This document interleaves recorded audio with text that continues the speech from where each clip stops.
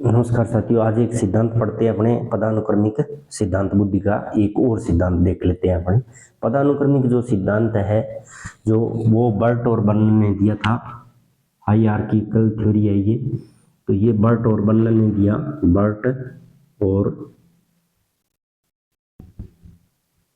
Vernon ने 1965 के अंदर दिया। कब?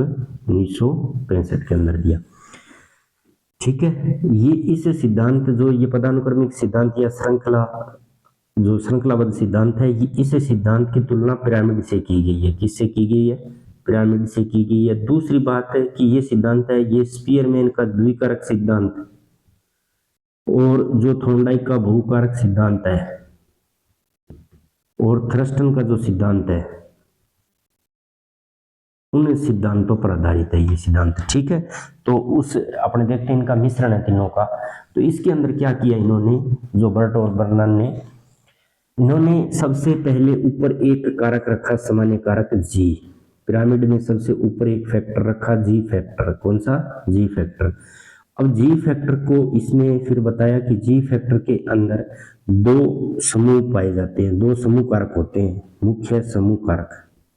मुख्य समूह कारक माने, मुख्य समूह कारक कह सकते हैं अपने। ठीक है। मुख्य समूह कारक दो माने। ठीक है। आपको ये याद रखना है। पहला तो माना शैक्षिक शाब्दिक कारक, शैक्षिक शाब्दिक कारक, शाब्दिक कारक शॉर्ट फॉर्म में लिख देता हूं, वर्बल एजुकेशन फैक्टर। ठीक है, वीडी। दूसरा माना इन्होंने जो है, कई जगह अपने ऐसे लिख देंगे, या तो शारीरिक गतिक, या आप ऐसे लिख सकते हो व्यवहारिक, व्यवहारिक लिख सकते हो आप, शारीरिक गतिक लिख सकते हो। ये कारक, इसके कई नाम है, गतिक और यांत्रिक कारक। तो इसको इन्होंने केएम बोला है,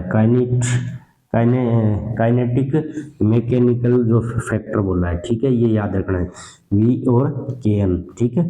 तो इन्होंने क्या किया, पिरामिड में सबसे ऊपर जी कारक रखा और इन्होंने कहा कि ये जो जी कारक है, ये सभी बौद्धिक क्रियाओं के अंदर सम्मिलित रहता है। बर्ट और बर्नन ने क्या कहा कि जो जी कारक है वो सभी बौद्धिक क्रियाओं में सम्मिलित रहता है, और जो जी कारक है वो स्वयं दो मुख्य समूह कारकों के अंदर बटा रहता है। एक तो है शैक्षिक शाब्दिक कारक है, जिसको शॉर्ट फॉर्म में कई बार पूछ लेता है, वर्बल एजुकेशन फैक्टर। ठीक है। दूसरा है व्यवहारिक, या आप इसे व्यवहारिक गतिक लिखा सकता है, या शारीरिक गतिक यांत्रिक कारक है, केएम, काइनेटिक मैकेनिकल जो फैक्टर है, उसके बारे में ध्यान रखना आपको थोड़ा। ठीक है, इन दोनों के बारे में। अब क्या कहा इन्होंने कि अब ये जो शैक्षिक शाब्दिक कारक है वो आगे कुछ समूह के अंदर बटा रहता है, कुछ अन्य समूह में बटा रहता है। जैसे अगर यहाँ पर बात करें तो ये शाब्दिक हो गया, शाब्दिक में बटा रह सकता है संख्या के रूप में, इसके अंदर ये योग्यता होती है। ठीक है। इसके अंदर ये फिर आगे बटा रहता है, जैसे शौचालन हो गया, कौन सा हो गया, शौचालन हो गया, इसके अंदर यांत्रिक वाला आ जाएगा। तो ये चीजें आगे आ गई। इन्होंने कहा कि फिर ये जो गुण, जो समूह कारक है, इनको अपने गुण कह सकते हैं एक बार। ठीक है। ये गुण कारक है, ये फिर आगे छोटे छोटे विशिष्ट कारकों में बटे रहते हैं, विशिष्ट कारकों के अंदर बंटे रहते हैं, विशिष्ट कारकों में आगे। ठीक है। एस कारक मान सकते हैं विशिष्ट कारक के रूप में, विशिष्ट कारकों में, ये बहुत सारे विशिष्ट कारकों में बटे रहते हैं। तो थोड़ा ये याद रखना है, बर्ट और बर्नन का जो पदानुक्रमिक सिद्धांत है वो स्पीयरमैन और बहुकारक सिद्धांत और थ्रस्टन का समूह कारक सिद्धांत का क्या मिश्रण है। तो इन्होंने क्या माना, इस सिद्धांत की एक पिरामिड से तुलना की जाती है। पिरामिड में सबसे ऊपर उन्होंने जी कारक रखा, जिसने स्पीयरमैन ने अपने बात करें तो सामान्य कारक या जर्नल फैक्टर माना था। ये जी कारक है, ये क्या होता है, सभी बौद्धिक क्रियाओं के अंदर सम्मिलित विद्यमान रहता है, सभी बौद्धिक क्रियाओं के अंदर काम आता है। इसके अंदर इन्होंने कहा कि जो जी कारक है वो दो मुख्य समूह कारकों के अंदर बटा रहता है, दो समूह कारकों के अंदर, जिसके अंदर पहला है वो वर्बल एजुकेशन फैक्टर और दूसरा है जो काइनेटिक मैकेनिकल फैक्टर के अंदर बटा रहता है। और उसके बाद में ये जो है वो आगे समूह कारकों में बटे रहते हैं। ठीक है। जैसे अगर शाब्दिक शैक्षिक शाब्दिक की बात कर दी तो इसमें शाब्दिक में संख्या में इस तरीके से आगे बटा रहता है। और फिर ये बहुत सारे अन्य छोटे छोटे कारकों में बटे रहते हैं जिनको हमें विशिष्ट कारक भी कह सकते हैं। तो इस प्रकार ये सिद्धांत इन्होंने ये बताया, पदानुक्रमिक सिद्धांत। थोड़ा सा ये याद रखना है आपको, ठीक है। तो इसमें ज्यादा कुछ है नहीं, ठीक है। तो पहले मुख्य समूह कारक आगे, फिर इसको लघु समूह कारक भी कह सकते हैं, लघु समूह कारक कह दो, ठीक है, लघु समूह कारक। और फिर ये कौन से में, विशिष्ट कारक में बटा जाता है। नहीं समझ में आया तो एक बार और समझा देता हूं।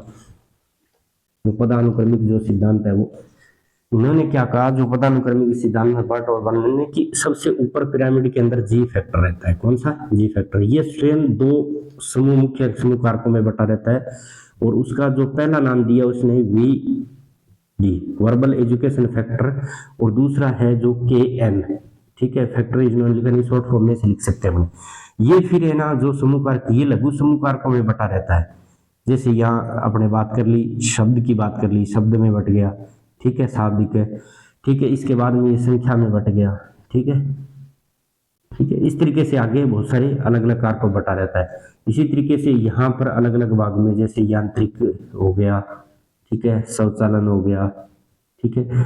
तो यहाँ पर जैसे ये फिर आगे विभिन्न विशिष्ट कारकों में बटा रहता है। शब्द मतलब भाषा हो सकती है, वाक्य हो सकता है, उनमें विशेष योग्यता, ठीक है। ये आगे बहुत सारे कारकों में जिनको विशिष्ट कारक है, ठीक है। मैकेनिक जो है इसके अंदर मूर्त बुद्धि वाले आ जाते हैं, ठीक है, शौचालन, इनमें खिलाड़ी वगैरह, ये से चलता रहता है।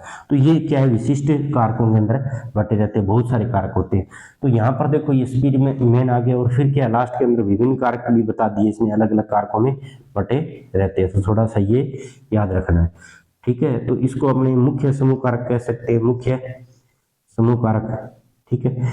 फिर ये क्या हो जाएगा, लघु समूह कारक, लघु समूह कारक, और लास्ट में ये लिख सकते हैं अपने विशिष्ट कारक। कौन से? विशिष्ट कारक। तो बिल्कुल ही छोटा सा सिद्धांत था वो ये देखा, ठीक है। धन्यवाद।